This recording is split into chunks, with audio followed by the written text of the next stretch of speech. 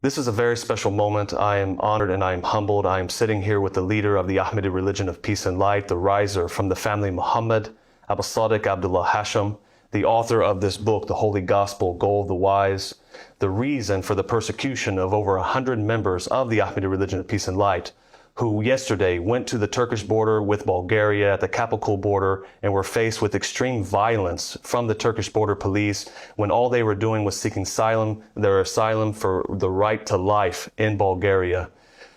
What are your thoughts of what took place yesterday on the Turkish border? So, أعوذ بالله من الشيطان اللعين الرجيم بسم الله الرحمن الرحيم اللهم صل على محمد وآل محمد الأئمة المهديين وسلم تسليما. So basically this whole situation, it started a while back, as you know, and that was with the believers in Algeria and in Iran and Iraq and several other countries beginning to face persecution in their countries simply for being believers. The Algerians, they were arrested, they were sentenced to jail, charged with various charges that included blasphemy and offending the Prophet Muhammad sallallahu and other charges without even the authorities understanding or taking the time to understand our beliefs. It became clear that the Algerians, the Iranians, the Iraqis, the Thai, the Jordanians, the believers in these countries were unable to practice their faith, right? And all countries around the world, and the United Nations has also stated that it is a human right, it's a basic human right that an individual has the freedom of thought, expression, and religion. Yes. So, after Amnesty International got involved and wrote some press releases about the Ansar in Algeria, and after the Ansar were arrested in Iran, and basically they were facing possible death sentences. They were beaten, they were tortured. Europe's largest human rights organization, Human Rights Without Frontiers, got involved. They covered the story. We made a lot of noise about it. And the Iranian believers that were out of jail, not all of them, but some of them, were able to flee, and some of them that were out on bail managed to flee. And so they literally marched through the snow and walked on foot through the mountains in order to attempt to go into Turkey. Their family members who were believers who were not arrested, they flew into Turkey. The reason why believers started to gather into Turkey was because Turkey was the country that most of these people could actually have access to. They could get visas to. And so there were some believers in Turkey that were over there, but they were believing undercover, not in the open, because they also feared the backlash of the government over there. And so they all just gathered together and began to help one another in gathering and creating a small community with the purpose and the goal of seeking asylum in a free country. Yes. And since the European Union and the United States and the West has framed itself as being the leading human rights protectors and advocates, and that they are the light of freedom and democracy around the world. And naturally, the goal of these believers was to seek asylum in the closest free country that they can gain entry to. They did not, however, want to break any laws. They didn't want to offend anybody. They didn't want to reflect bad on the dawah or the call. And so they decided that, since it is illegal, that they basically enter into any of the countries through smuggling, since it is illegal to cut the fences and crawl through, that the best thing that they should do is to submit themselves at the border to the border police and claim asylum. We sought the advice of lawyers. We contacted human rights organizations. a letter was drafted to the Bulgarian border police and also to the Turkish border police. So we addressed the Turks and the Bulgarians. And the believers requested asylum with the backing of 28 European and American human rights organizations and bodies. They all signed it, saying that we admit and we recognize that the followers of the Ahmadi religion of peace and light are in danger. We recognize that the followers of the Ahmadi religion of peace and light have a right to apply for asylum in a peaceful way by submitting a request to the border police in Bulgaria.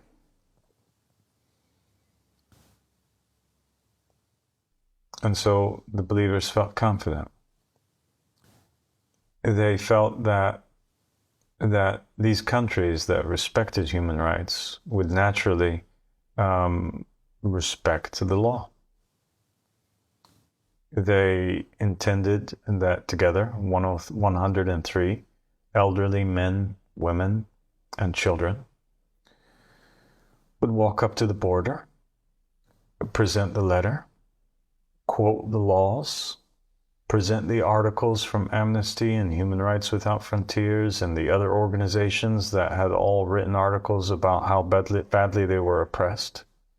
They would present the proofs, the letters that they had from their home countries, the documentation that proved, whether it was video of armed assaults, violent assaults by militias, or the images of them and hospital reports from their heads being cracked open simply for being believers. And that would hopefully be enough for them to cross over to the Bulgarian side. And once they reach the border, they don't step forward 1 inch without permission. That they just say, hey, here we are in this no man's land between Turkey and Bulgaria. And we don't want to do anything. We don't want to enter into your country without being welcomed.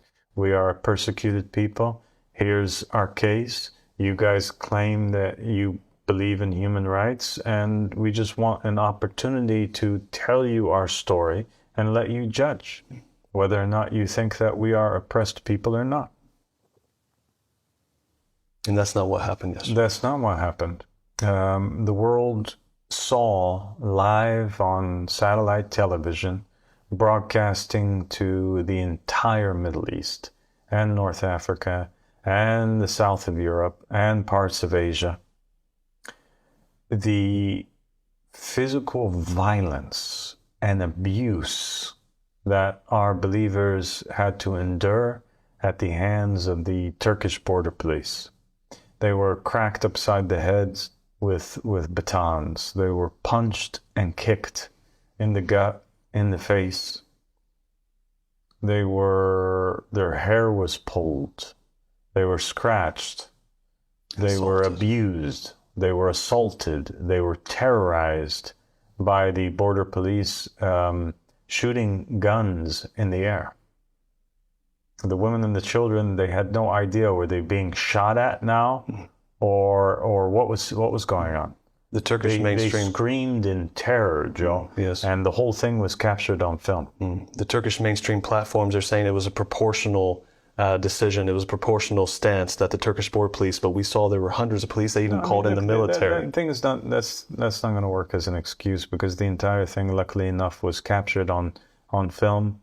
From the beginning till the very end, the people were peaceful people. If they weren't peaceful people, then the 28 human rights organizations, including Human Rights Without Frontiers, which is the leading European human rights organization, would not have signed on. And by the way, all day today and yesterday, they've been releasing statements and articles saying that our people had been abused, even though they were peacefully trying to apply for asylum. Yes, and we've been talking about this. No way would an international organization post these articles publicly. This is a recognized human rights organization. They do their due diligence. They've been following these cases for months. They know they have fled persecution. They have no life to go back to. No, they don't have any life to go back to. And I'll tell you, I'm here. Also, the main reason why I'm here today is because I wanted to update the world on what it is exactly that's going on. So the believers have hired a lawyer, and the lawyer has been sent down to the holding place where the government holding place where the 103 members are being held, including, well, in addition to the 103 refugees, there are 2 British journalists that are also being held over there, in addition to another believer who's a Jordanian, and his name is Basir. He's over there too, as well, being detained. All being detained in the Derna Public Official Safety. And the lawyers have informed us that pretty much the 2 British people are probably going to be released with no problem. Today, the prosecutor is supposed to be over there and trying to decide whether or not they're going to press 2 ridiculous charges against them.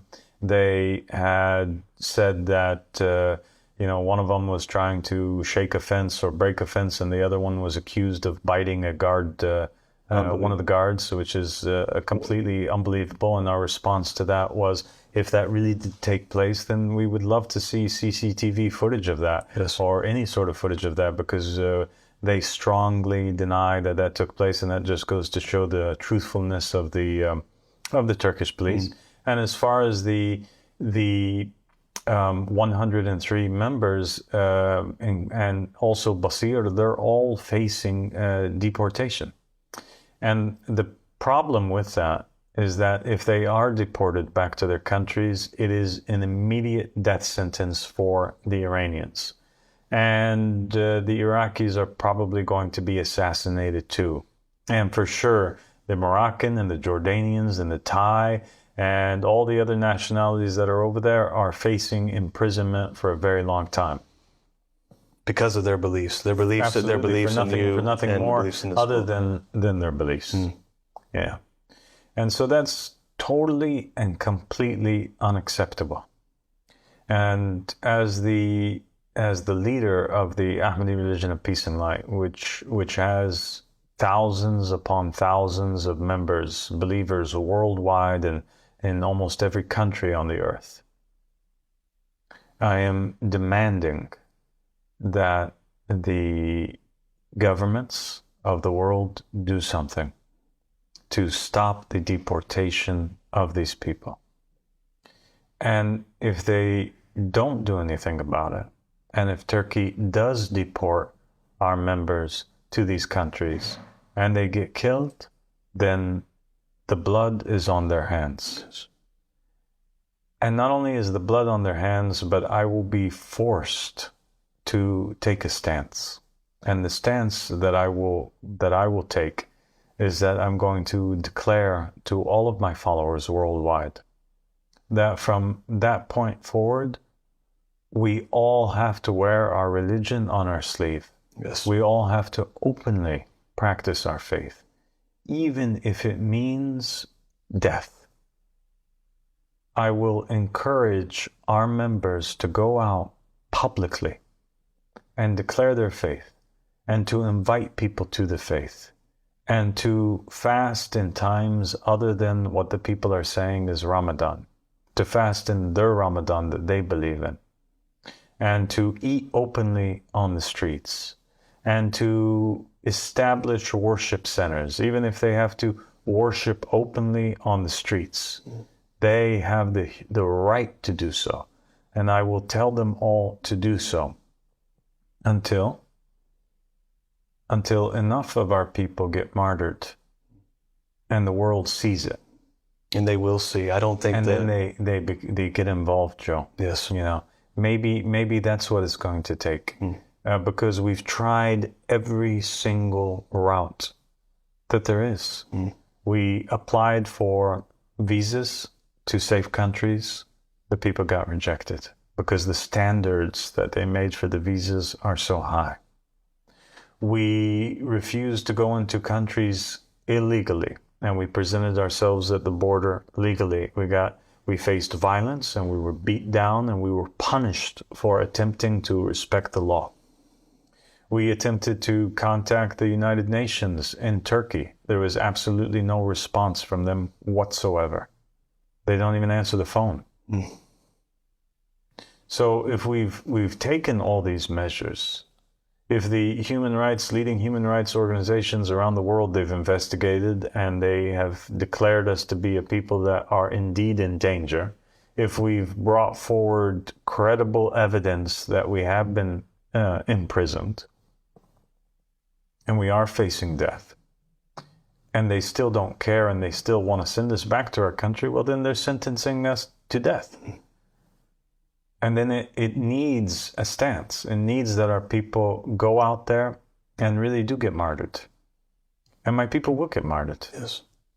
And my people will be proud to get martyred for this cause if that's what it takes, because we are true believers in what it is that we are preaching. And I think your words are backed up by the images that we've been showing throughout this program. The believers, take my house, take my children, education, take my business, threaten me with life, make me paranoid with every step that I take, but you can't take my faith. And they marched, some of them without even clothes, to that border to show them the persecution that they faced, only carrying your gospel, only carrying their faith with them. You saw the images, and I don't think the international community understands that that's what they will see. They will see a small genocide of people because their faith is what matters to them. They don't care if you take anything from them but their faith. Our believers in Iran, Iraq, Jordan, Indonesia, Thailand, Malaysia, all over the Middle East and North Africa are willing to go out on the streets and get martyred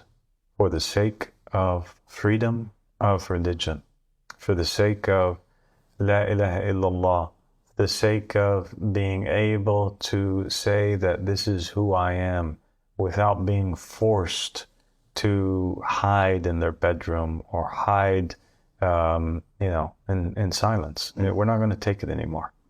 So now it's either the Turkish government stops the deportation or they're going to have a lot of blood on their hands. And it's going to be an international scandal, because every time one of these people get arrested, every time one of these people faces death, every time that Iran hangs one of these people for apostasy, every time that there's a religious decree issued against our followers by some sort of fundamentalist nutcase in the Middle East or somewhere around the world, the fault will lie on Turkey, and the fault will lie on the European Union and America, who sat around, in the West, who sat around not doing anything about it.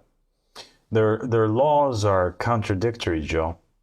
It's like they tell you, we support human rights, and we would have helped you if you were in our country. Just come into our country, and then we will give you residency. We can't help you if you're out of the country. Just come to the country. You try to come to the country, you try to apply for a visa, you can't, you get rejected. They say it's because you don't have, ties to your country. Well, how can I have ties to my country if I'm fleeing the country? We walk up to a fence or walk up to one of the sides of the country. We find a fence all around it or a wall. We don't want to break through. It's illegal. We believe that if we did that, that would reflect not so nicely. Why would these people welcome us into their homes if we're breaking in? We don't feel like that's what we should do. And we also respect the European country and its population's money that it spent on building these fences and building these walls. They put it there to prevent people from coming in. So why would we break it and force ourselves in? The only way to enter is through the door. And yet they have agreements between them and Turkey that prevent people from crossing through. So what is it that we shall do? The only choice that we have now is to die and to make a statement. The revolution of the Arab Spring, it all started because there was a man that had just taken enough oppression. He's just had enough oppression that he set himself on fire. And that was the spark. that caused the entire Middle East to revolt. The blood of that man. The Buddhists in Tibet, in different parts of the world, how did they protest? How did they revolt? They set themselves on fire. And the West was